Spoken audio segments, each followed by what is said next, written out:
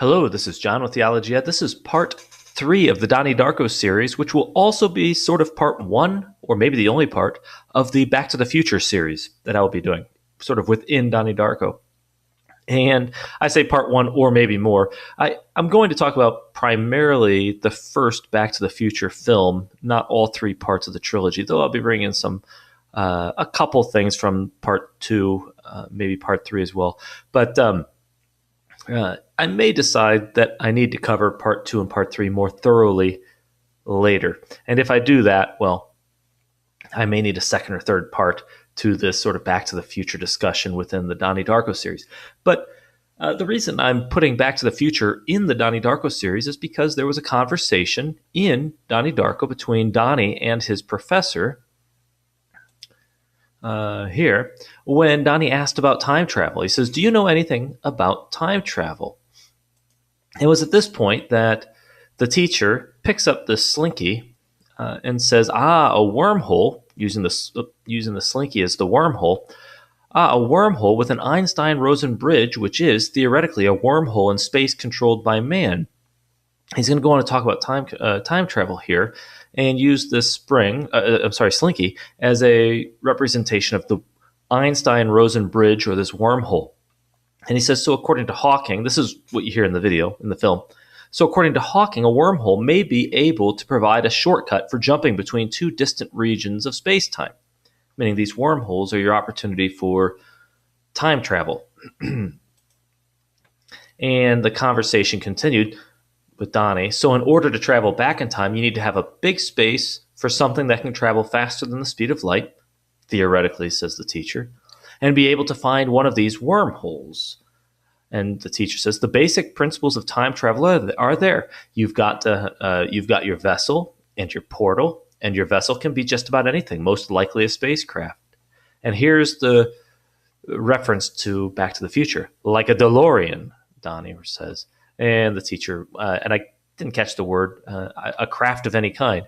And Donnie says, I love that movie, referring to Back to the Future. The way they shot it. It is so, futuristic, Now, what I think is going on here is he's talking about the DeLorean as a vehicle or a craft or vessel that can be used for time travel, like the type of time travel being discussed in the film Donnie Darko. And it is a craft, this DeLorean, that functions this way. And then there's this really sort of strange sentence, and even the way Donnie says it is sort of out of place, weird, talking about this Back to the Future film. And what I want to show is that Back to the Future is, in fact, following this sort of these same principles of time travel that you pick up in Donnie Darko. And a lot of the same hints, same time, the same schedule we're getting, as well as far as predictive programming is concerned. But even the plot of the story has so much in common that it's remarkable. And I wouldn't have recognized it if they didn't throw this little line in there. Now, I'm going to talk about Back to the Future in this video as well, obviously. And I did get a lot of ideas from other people online. All the research isn't my own. I just want to make that clear up front. I watched a video that one of the commenters mentioned that he had posted. It was really helpful. A lot of great stuff. It was on the channel. A Current Conspiracy ACC, I think is the name of it. Really, really interesting stuff on Back to the Future. And I did get a lot from some of the parts, especially focusing on the Back to the Future scenes. So this is going to be, but I do also have things that are new to say, and the tie-ins Donnie Darko is really enlightening. So let me go ahead first and do a little review of Donnie Darko. Only relevant pieces here for the Back to the Future stuff. And then, you can also watch parts 1 and part 2 again to review what we've already discussed.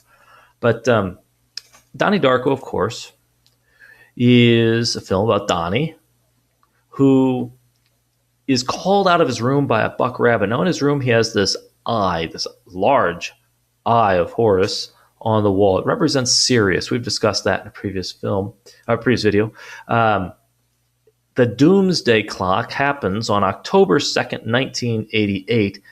In the film, that's 9 minutes and 11 seconds in. So it's a 9/11 Doomsday. And on that date, two things happen in Donnie Darko. First, this is when Donnie is pulled out of the primary universe and moved into an unstable tangent universe by way of a portal represented by an eye. The Buck Rabbit calls him out and says, "Wake up," and brings him into the tangent universe, calls him out of his room, and then the other thing that happens, a plane crashes into a building. The 9/11 attack. This film was released in 2001 before the 9/11 attacks. And it is showing the 9/11 attacks that they happen, the Doomsday, at 9 minutes and 11 seconds on the 9/11. But in the film, it's October 2nd.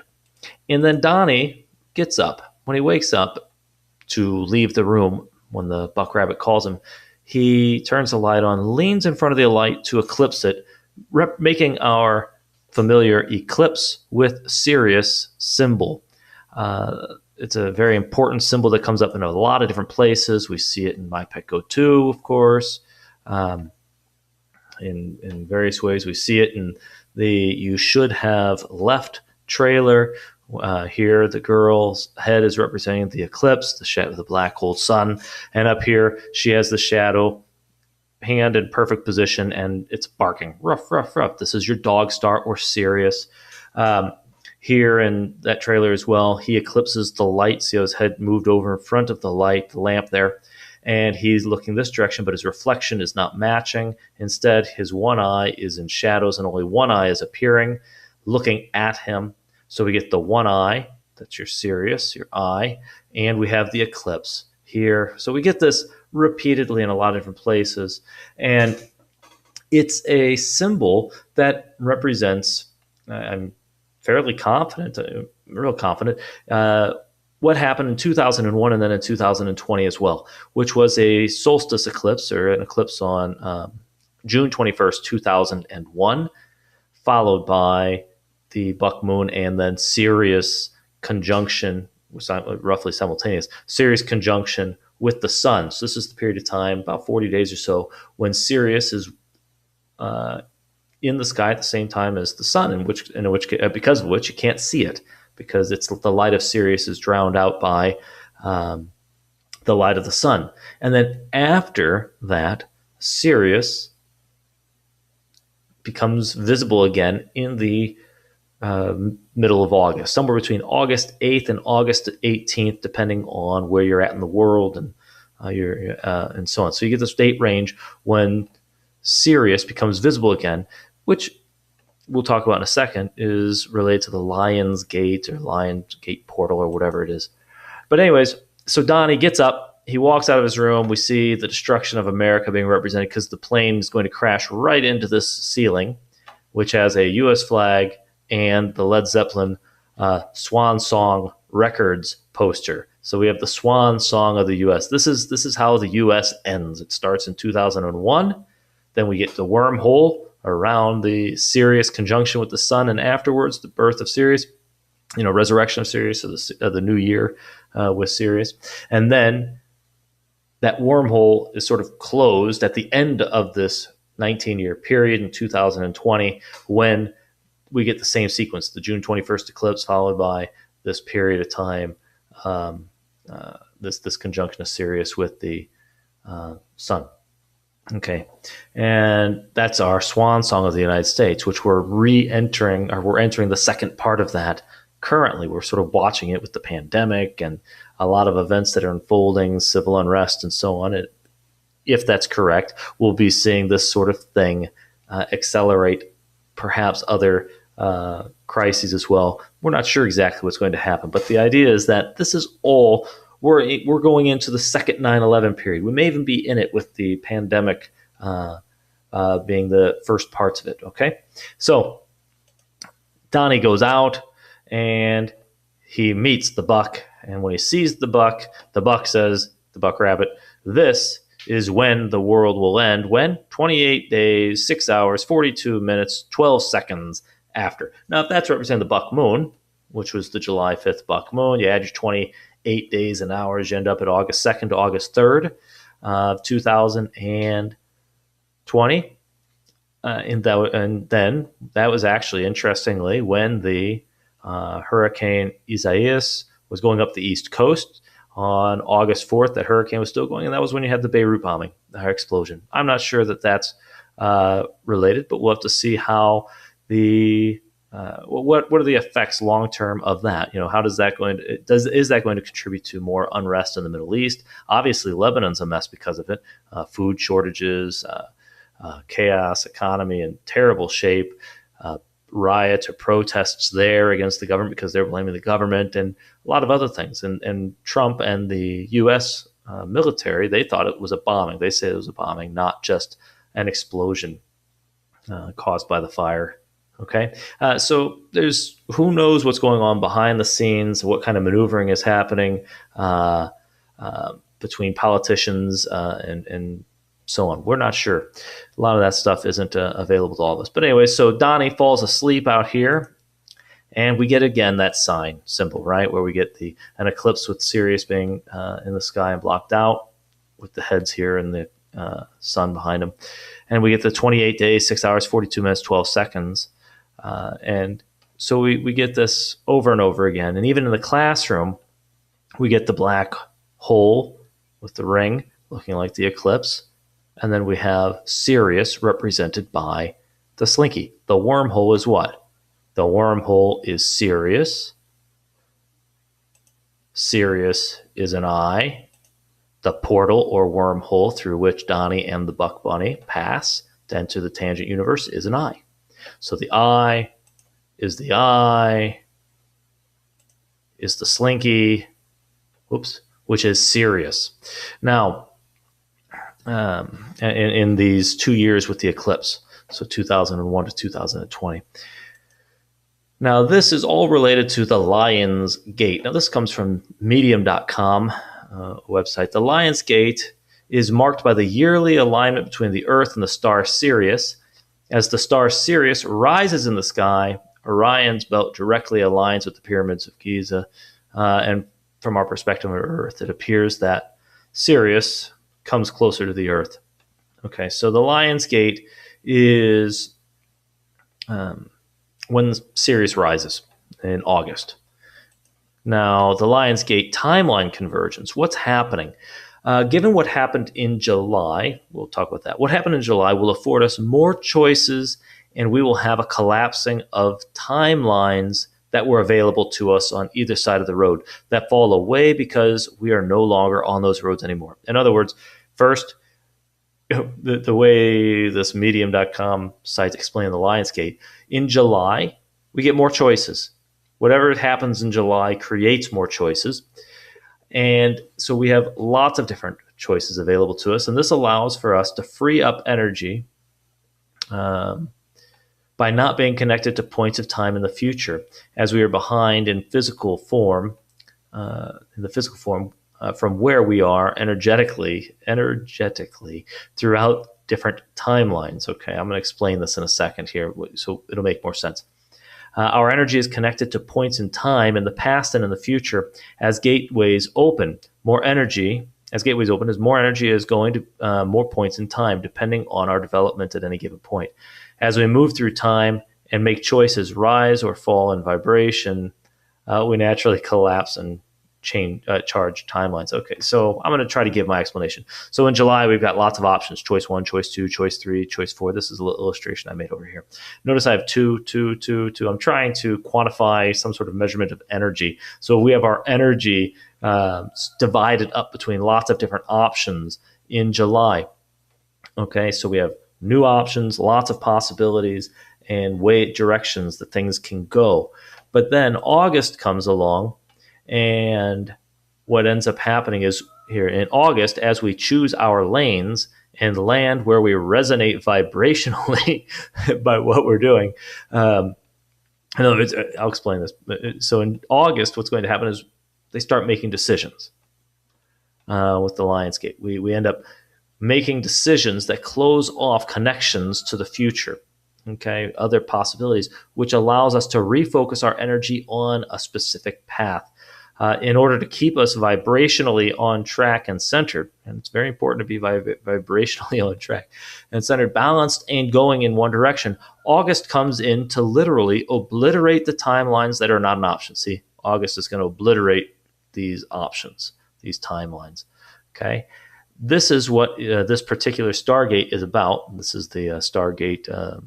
Lionsgate, going from a wide perspective with one time and energy into with our time and energy into a narrow, more fixed energy spectrum. This helps us stay grounded in whatever timeline is most appropriate. In other words, it's July to August. I got a rooster outside making some noise here. Sorry.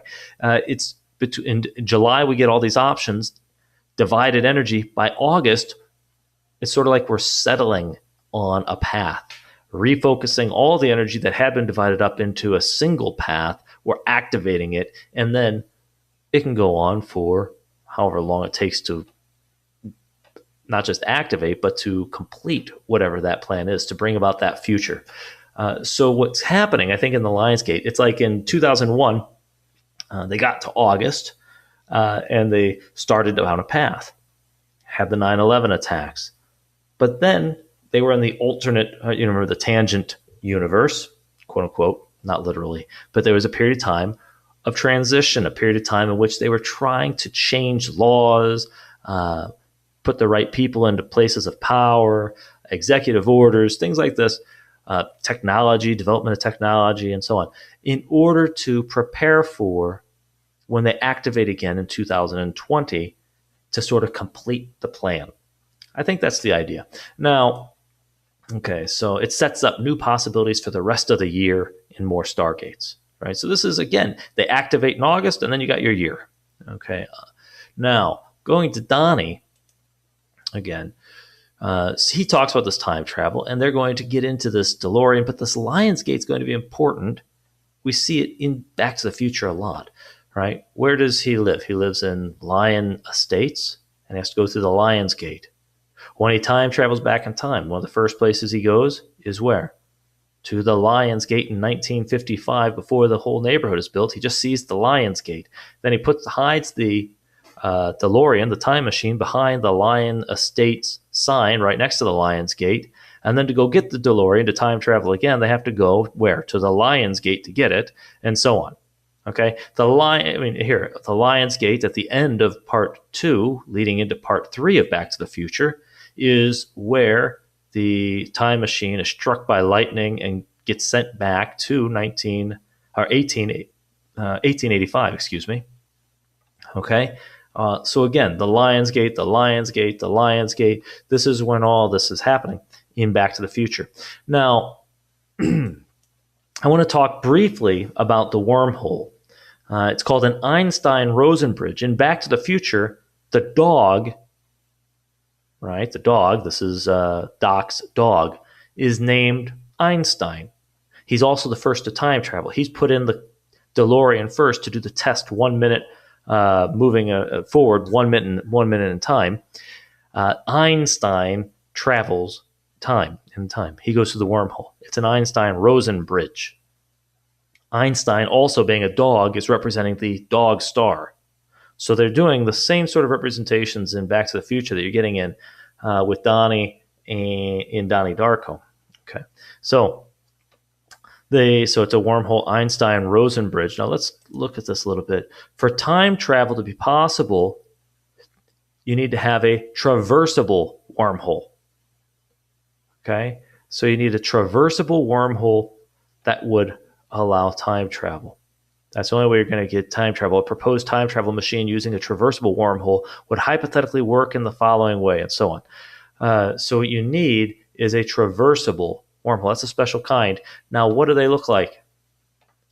Traversable wormholes. Look over here.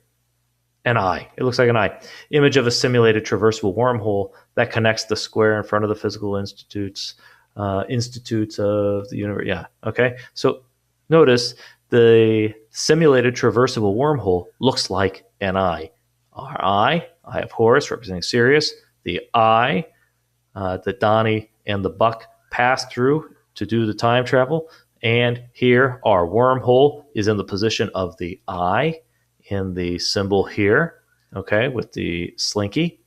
Okay, he's called a wormhole within Einstein-Rosen bridge as he picks it up, the teacher. So we have this eye symbolism is not just coincidental, it's how this seems to be illustrated there at least. Now, so none of this is coincidental. They're talking about these things and using symbolism that's communicating this. And Einstein being the dog in Back to the Future, I think is interesting as well, because this type of traversable wormhole, I suppose, is still going to be an example of an Einstein-Rosen bridge. So we get all these things together because Einstein is what? Is representing the dog star. He's a dog.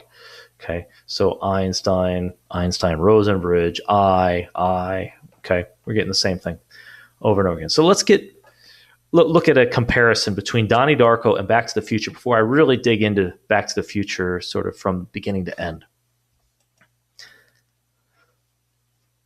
Here is an illustration from a previous video in my series. So we have the 1988, in Donnie Darko. We have the primary universe until October 2nd. That is when he is called out by the Buck, by Frank the Rabbit, to come out of his room, where the room will be hit by the airplane motor, the jet motor, okay, and jet engine, and crushed. So he leaves on October 2nd. That is also 9 minutes and 11 seconds in, so let's do 9/11 attack. So primary universe goes till October 2nd, and then they enter into an unstable tangent universe, 28 days, 6 hours, and so on, right? From October 2nd to October 30th. In this period of time, what did Donnie have to do? Donnie has to make sure that the jet engine is returned to the primary universe in order to ensure that when the tangent universe, which is unstable, collapses back on itself into the primary universe, all of existence isn't destroyed. Because if it's not handled correctly, you destroy everything. And so he enters the unstable tangent universe with the 9/11 attacks, and he exits with what? A big storm. Then it collapses on itself, goes back, and then you're back in the primary universe. The plane then crashes into his building and kills Donnie in his room. So, but we get these two events, the 9/11 attacks, which is a terrorist attack, to a storm, and back. Okay? Now, look at Back to the Future. Let's make this comparison here. Instead of 1988, we're in 1985. On October 26th, in Back to the Future, we get our 9/11. It's upside down here, but you see it, 119, Twin Pines Mall. At the Twin Pines on 9/11. I'll explain that flipping this over is the right thing to do. Got that idea, again, from that other channel from A Current Conspiracy ACC. Anyways, you flip this over, and you'll see it's like Twin Towers 9/11, and they're falling, the Twin Towers. Twin Pines are representing the Twin Towers. And we have a terrorist attack. The Libyan terrorists show up, and there's an attack at the Twin Pines Mall.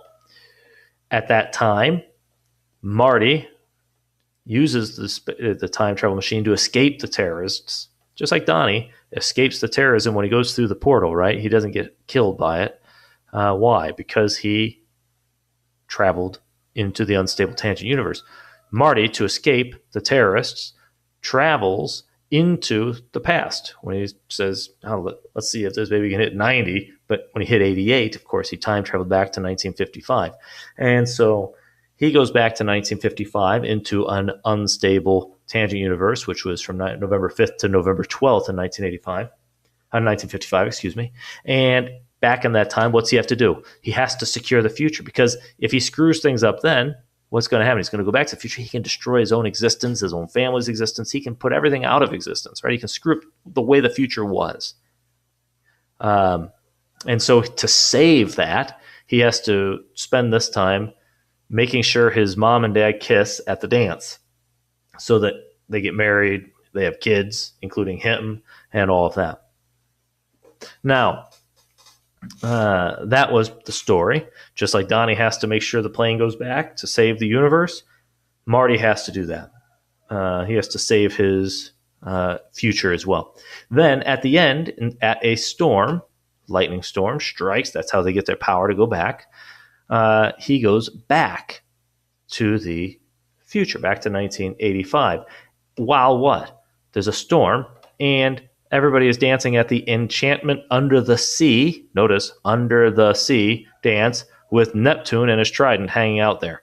Okay? This is our Neptune storm event, or whatever, water event, where the people are underwater, and the lightning is giving the energy for the time travel again. So they're gaining the power from the storm to accomplish whatever they plan to accomplish. They go back, and when they go back, Twin Pines Mall is replaced by the Lone Pine Mall. I'll show that in a little bit. And at the Lone Pine Mall, the terrorist attack happens there this time. And of course, you have your 9 right here, 9/11, when he time travels back. Okay, so you get your 9/11 here, you get your 9/11 there, you get a lot of 9/11s, but you don't just get 9/11s. There's more to it than that. Excuse me. All right, so you can see how Donnie Darko, terrorism, escape terrorism by going into Unstable Tangent Universe. At the end of Unstable Tangent Universe, return with a storm. Okay, to terrorism. Back to the Future, terrorism to escape terrorism, travel to an Unstable Tangent Universe, secure the future there. Then in the middle of a storm, when people are under the sea, at the Enchantment Under the Sea ritual, it's called a ritual in the film, actually. I'll explain that in a little bit, show that in a little bit as well. You go back to the future, at which time you return to another terrorist attack. Okay? So that is to like the completion of the terrorist act or whatever it is. So that is what you see in both films. Very similar, right? It's hard not to get it. And then you also have even dates, right? So in Donnie Darko, October 2nd is the 9/11 date stamp, or your time, minutes and seconds in the film. Back to the Future, 9/11, 9/11. You get it explicitly, okay? Again, so they're both saying terrorist attack, 9/11, go to Tangent Universe, until a storm, go back, and then finish. All right, so now let's look at Back to the Future more carefully. So Back to the Future opens with the opening credits at 7:53 a.m. on the clocks, but we learn a little later in the scene that the clocks are set 25 minutes behind. So 7:53 would be 8:18, which is, according to that medium.com site, the end of your Lionsgate date range. So 8:08 to 8:18. And you go through the clocks, and you come across one that has set at 8:08, but apparently, it's marked off. This one, ignore. It's like a broken clock. The clock here is stopped at 8:08. That's the beginning of the Lionsgate. That's also your 88, right? Oops. Oh, sorry. Okay, so there's that. 8:08 gets an X on it. That's noteworthy, I think. Again, pointing, I think, to our Lionsgate when time stops. There's the plutonium theft. The doc actually stole it, so the plutonium's actually in the room. Then Marty comes in the room. Notice Einstein is missing. Einstein's the dog. The dog food is piling up, and he's not there. Where's Einstein? Einstein's with the doc. I think the doc represents the sun as a general rule. In I don't know if the allegory goes all the way through the entire film. I think Marty represents the moon. There's a scene where he represents the moon in an eclipse. And so notice that Einstein isn't here because Einstein is with the sun. Einstein is with the doc. So this is the conjunction of Einstein and the doc, again, related to the time periods, right? We're not quite at at Sirius's reemergence yet. We're at the time when Einstein, or the Sirius, is in conjunction with the sun, away from Marty. here. So Marty has this, Einstein here, and now we have another stopped clock. What time is it at? It's at 8:18. So our two broken clocks are at 8:08 and 8:18. That's when time stops. When is that? That's your Lionsgate date range, 8:08 to 8:18. Now, remember, in Back to the Future, what time does he time travel back to the present, or from 1955 to 1985? He travels back at 10:04 p.m. on November 12th, 1955. The 10:04 was when the clock had been stopped for 30 years to save the clock tower. It's a historic monument. The clock has been stopped at 10:04 all this period of time, and all that. The stopped clock marks that time of return, right? And so this period, which I guess this year ended a couple days ago, it's August 20th right now, August 8th through August 18th, was the Lionsgate. That's when the time stopped. And I think it looks forward to, when the Dog Star shows up, looks forward to the next terrorist attack or the next big event. And we see that in a little bit. I'll show that when Einstein is the one that alerts Doc to the terrorists coming. So Einstein, well, we'll get there. Okay, so here, Einstein's gone now. Now we're going to get a symbol of Sirius. Sirius, of course, is the brightest star in the sky. Einstein, Sirius, is represented as missing. Then Einstein shows up. You get your really sort of a gratuitous view of this guitar pick that's all shiny like a bright star.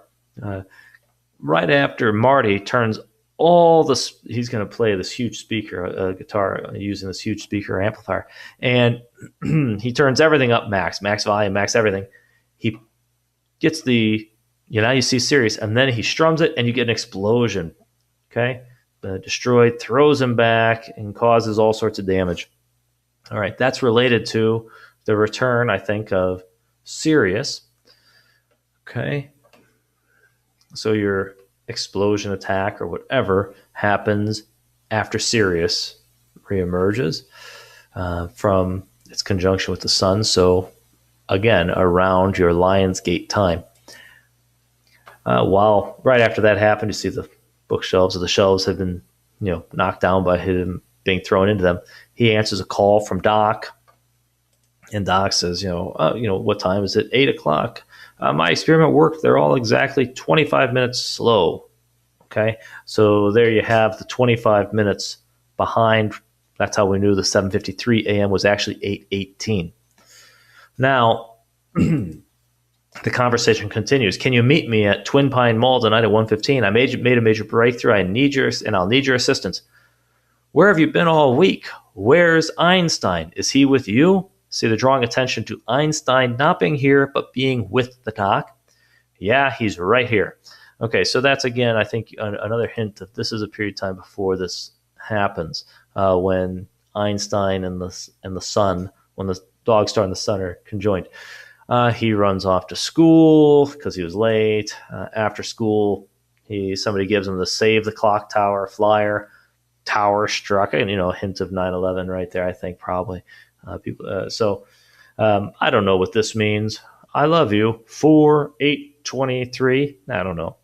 This is close enough to the Lionsgate that it comes right after it, right?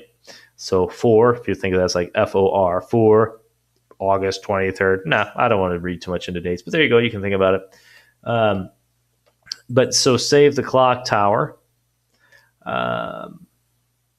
Let's see. He's going to use this. This goes with him when he time travels, so it becomes important information because the clock stopped at 10:04, and that's where they remember that, hey, at exactly 10:04, there's going to be a lightning strike at a very specific place. They can harness that energy in order to time travel back because they don't have plutonium in 1955 that's available to them. All right. He lives in Lyon Estates. We've talked about that a little. He goes home, and here's Marty going to step in front of the sun for an eclipse. So again, I think that's sort of a hint that you've got him representing the moon. I'm not sure how that figures into the whole film. If I were to take more time to really study it, we might see that there's more symbolism related to sun and moon with Doc and Marty.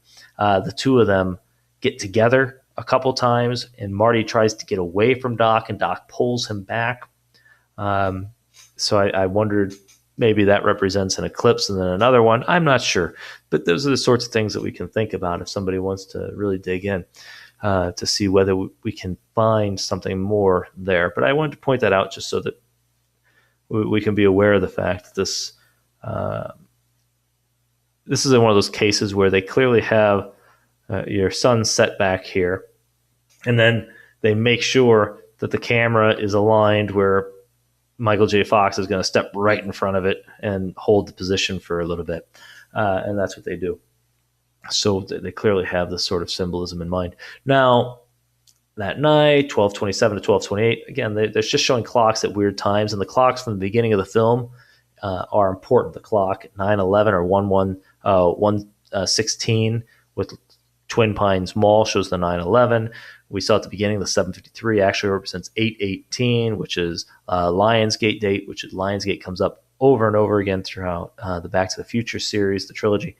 And so clocks are important in this film. And so when they just flash them up there, that could be noteworthy. So here you see 12:27 to 12:28. Don't know why they put that in there, but I'll mention it. He had fallen asleep. He's going to wake up when Doc calls him. Get ready, get up here, all of that. So he goes. Now notice here, when you get to Twin Pines Mall, you get the 9/11 symbolism when you flip it over. This is not just speculative. You can go to part 2 of the series, and when they're in their future home, the TV, Nature Channel or something, has 2 pines, the Twin Pines. After the Twin Pines, you see an eclipse of the sun, or the sun being hidden or darkened, right? Sun behind something. That only happens for a second because it's flashing around. They're going between channels. And then the next thing is an unstable channel, which is showing they're having problems with their reception or something. And the Twin Towers are scrolling up over and over again. So we go from the Twin Pines to the Twin Towers, and we have a person situated upside down, Marty's dad, looking at this. And from his perspective, everything's upside down, which would be upside down Twin Pines, upside down Twin Towers falling, going down from his perspective.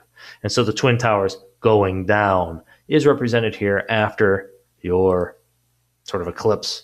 Okay, so you get your eclipse, then the Twin Towers fall, and then you have, if you flipped over this as well, you get your 9/11 and your upside down towers for your Twin Towers falling. Okay, so this is pretty interesting, I think, that they sort of make that, they make that pretty explicit for us. It's not hard to see if we're looking for it. So that's pretty cool to know that's there, because that means this isn't just guesswork. We're totally justified in flipping this. All right. But anyways, when he's here, notice where Einstein is. Einstein now is away from the dock. He's over there by himself. You can see him. Okay. So that'd be your Sirius being visible again. At the end of the film, it's noteworthy when they go back, it is what? A Lone Pine Mall, and the time is 1:33. What's the significance of the 33? That's not a date. It's not like 9/11. I guess it could be something else. I don't know. You flip it over. If we're going to follow the flipping it over, it looks like an EE. This reminds me of the movie Knowing. EE at the very end of the number sheet is what? Everyone else. That's who dies. Everyone else.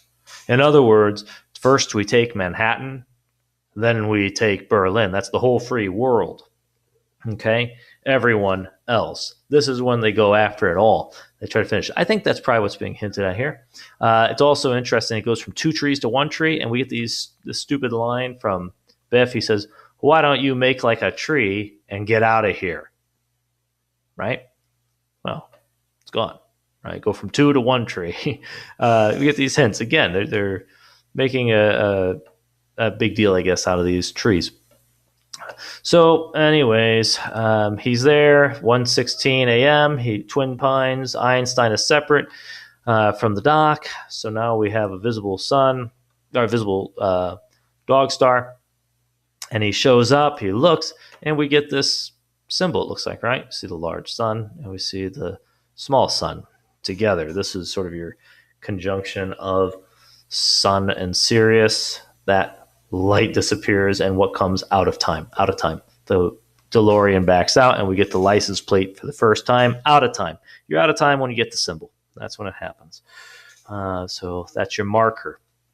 Not that it happens immediately, but this is your warning. Because after he time travels, they send the dog into the car.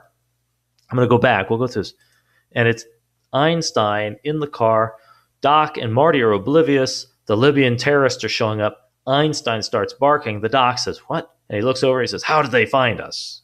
Okay? It's the dog star reemerging after the portal, after the Lion's Gate. So with the resurrection, or with the beginning of the new year marked by Sirius, the new year for Sirius, when it comes back after the conjunction with the sun.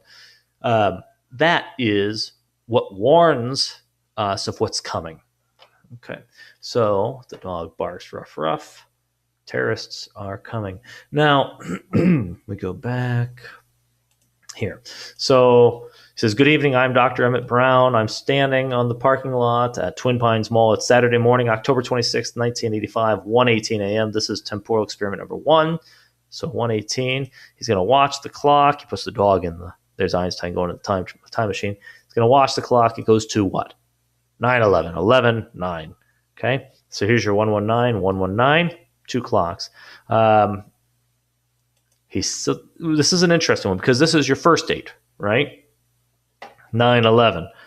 But then he sends the dog with one timer in the time machine, and he keeps the other one. And a minute's going to pass, and they're going to be apart. We'll look at that time in a second. But he says to Marty, if my calculations are correct, when this baby hits 88 miles per hour, that's the beginning of the Lion's Gate, 8/8, August 8th through August 18th. When this baby hits 88 miles per hour, you're going to see some serious, think dog star, crap, right? What are you going to see? What are you going to see when August 8th happens? That's when people in the world, at some parts, in some regions, depends on your location, will start to see Sirius again. Again, this observation isn't mine originally. Several of these are ones that I learned from that other video that I saw.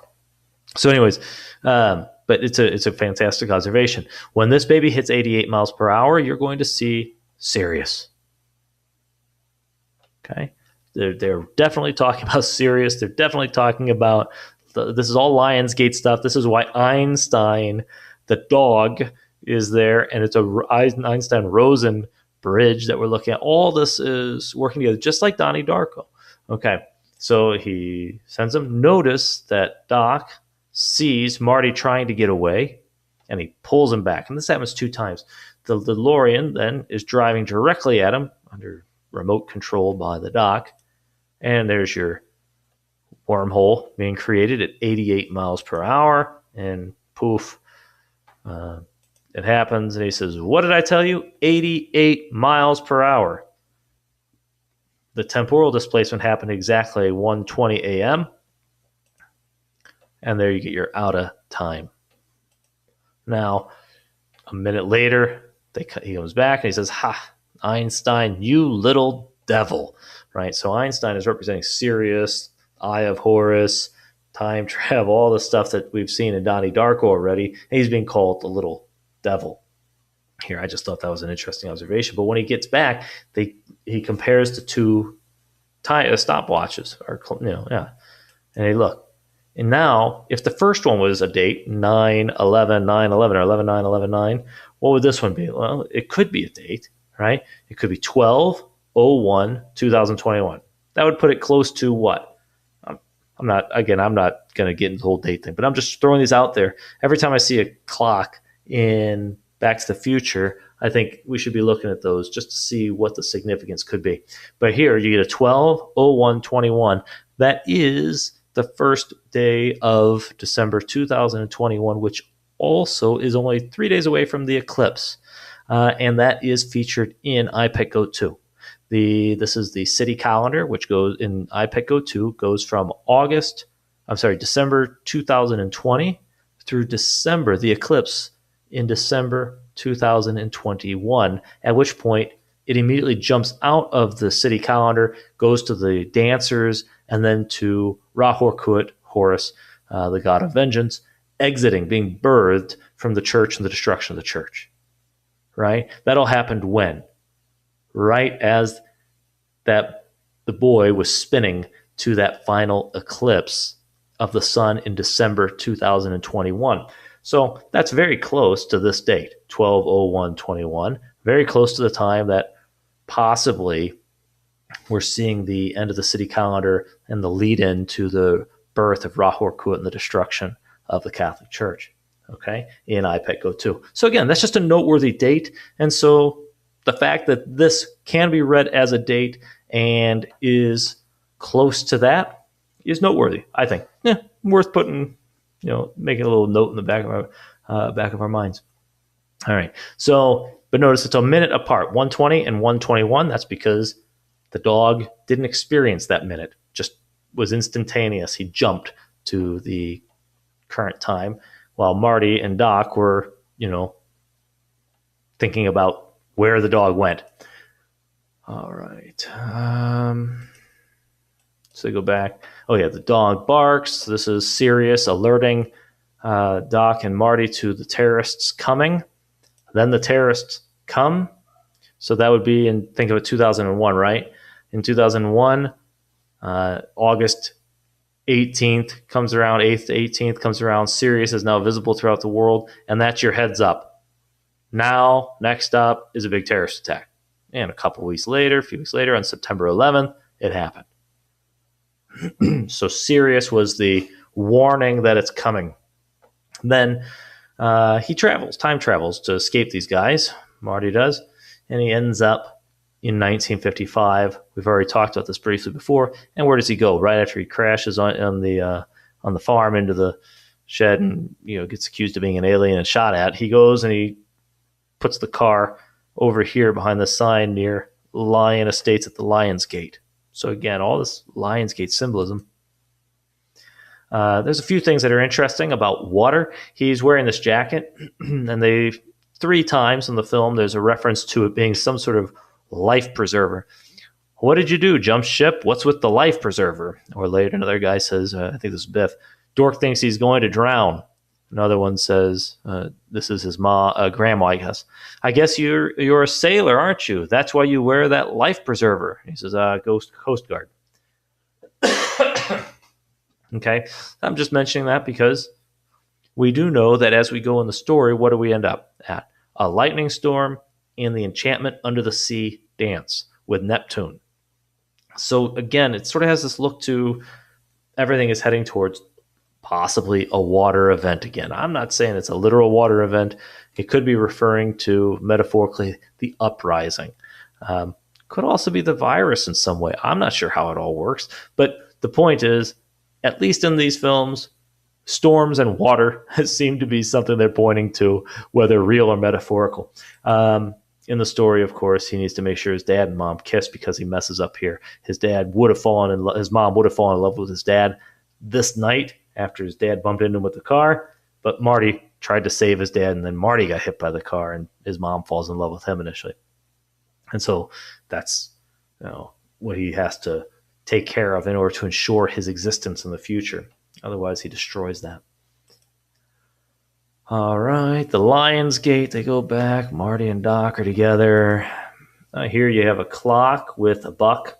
You get your buck, and then you get a clock pointing with the hands pointing at the 12 and the 4, the 12 and the 20. 12 and 4 would be, so that's the eclipse date in 2021, December 4th. 1220 is pretty close to our grand conjunction in 2020. That would be 1221. That's between the 1214 eclipse and the 1221 grand conjunction. Really, so maybe you get a buck in 1220 or 12:4. I don't know. Or 4 o'clock. I don't know. 4:12. That would be April 12th. Not sure. Anyways, but there is a buck with a clock. Interesting. The story, of course, they need power to return. They don't have plutonium. 1.21, and as they said it back then, gigawatts. All right. A bolt of lightning will hit the tower next Saturday at precisely 10:04. So that's November 12th. And that's when they're going to do the time travel. They're going to try to hit that line to get the power from a storm to time travel. And this is a line from the doc to time travel again. Well, no, let's see. To time travel again, they won't have platoon. So they need to harness the language used. I think he says, harness the power from the lightning in a storm. Okay, so that's how they're going to do it. The storm is going to give them their power for this. So to get them back together, they start talking about the dance. Mom and dad need to kiss at the dance, at the enchantment under the sea dance. But look at what Doc calls this dance: a rhythmic ceremonial ritual. The water event, the storm, as we've already talked about in Donnie Darko, these hurricanes seem to be associated with big events. 9/11 attacks happened. Well, Hurricane Aaron was right off the coast there in the Atlantic. The invasion in Afghanistan happened when Hurricane Iris was in the Caribbean headed towards Belize. And remember, in Donnie Darko, the portal is what? An eye, and you have the iris in the eye of the storm in the center, like the pupil. And Hurricane Iris was happening at the time, and the dates lined up as well. See part 2 of Donnie Darko to see how this works, and which means that it looks like these water events, these hurricanes, storms, floodings, whatever it is, they are often associated with big events, but they aren't necessarily the big events. Like they're ritually, important. And here it's actually called a rhythmic ceremonial ritual. What? The enchantment, right? Under the sea. And at that dance, there's going to be Neptune, like I've already mentioned. Okay, and we've seen in I, Pet Goat 2 that Neptune is featured, and the trident is important. Neptune retrograde, which goes from June 23rd through the end of November in 2020, lines up with the eclipse and the buck moon and the all of this that we're talking about in this timeline. Anyways, here we have it again, a Neptune reference related to this enchantment under the sea dance, which is a rhythmic ceremonial ritual, which will be associated with the portal and the time travel and the return to 1985 with the storm. Okay. Now, to persuade his dad to go ask his mom to the dance, Marty does a fake alien thing when? At 1:23. Okay. He goes and he says, I'm Darth Vader from the planet Vulcan or something. He says, pulling different movies that he knew that his dad wouldn't have had a clue about, and tries to convince him to go do it, or he's going to suck his brain out or destroy, I don't know, something like that, melt his brain. I don't remember. But the point is, fake alien 123. Do I think there's going to be a fake alien invasion? Probably not. Could they have some sort of something? I guess so, but I'm not too worried about that. But the 123 time comes up again at a later point in the film, and it is interesting, and I'll look at it at that point. Okay, he's going to tell Doc about the future because Doc's going to get shot. He's disappearing. If his mom and dad don't kiss, he's going to disappear, so he can't play the guitar for a few minutes there, a few seconds. He's going to return to the future October 26th, 1985. He's going to return at 1:24. The lightning strikes, travels down. They have success, so he time travels. Say the lightning struck there, the power went across, was connected to the DeLorean, and the DeLorean traveled. And you see the two fire, the lines of fire represent 11, and here's your 9, okay? The Western Auto 9. He travels, directly into an Atomic Kid building, a theater with the Atomic Kid. So we get some atomic reference. And when he crashes into something, what's he crash into? The Assembly of Christ. Okay? So he seems to be some sort of atomic strike on what? The Assembly of Christ? I don't think that's a reference specifically to Christianity or the church. I think what it is a reference to probably is the Eon of Osiris. Anything related to resurrection culture, institutions, and so on, including the church, but also if you're looking at I, Pet Goat 2 and the Thelemites, when they think of getting rid of the Whore of Babylon and everything related to Osiris, they're looking at getting rid of course, Christianity, the Roman Catholic Church as well, and the United States of America. All of this Osiris business in their minds as they view it. And so this is an atomic strike, I suspect, if they're at some point, something atomic or atomic-like striking. What? That'll lead to the U.S. or the West or Rome or Christianity being persecuted, something like Christians being persecuted, something like that. Okay? That's a possible connection. Atomic kid to church, explosion, destruction. Then, again, looking at this America being the attack point, after that, when he's running over to save Doc from the terrorists, we get a Bank of America sign, and here's our 123 again, but with a reflection. Flipping it backwards, we get an E5. E is the fifth letter of the alphabet, so it's like an EE, just like our backwards 33 that we're going to see in just the next scene right after that at 133, which you flip over and it's an EE, which could be another reference to everybody else at 123 or 12-3. Okay, I'm not sure. So you have the everybody else reference again, 123 or 12-3, maybe. EE. I'm not sure. And then you get the terrorist. You see that he crashes into a building. So just like Donnie Darko, where the terrorist attack happens before the tangent universe, and then it's completed again after the tangent universe ends, when it actually falls on him and kills him. Here we actually see the completion of the terrorist attack that began in 2001. It began in 2001. It like happened, and then it stalled, and then you go back and you see it. Okay, in both films, that's what happens. That's what happens. Excuse me. He's going ahead about 30 years. Look me up when you get there. So in 1985, this is at the end of the film. He's going to go ahead to the future. And where's he going to be? In 30 years, Marty, the moon, possibly a reference to the moon, will be about 47. So he's going forward to when?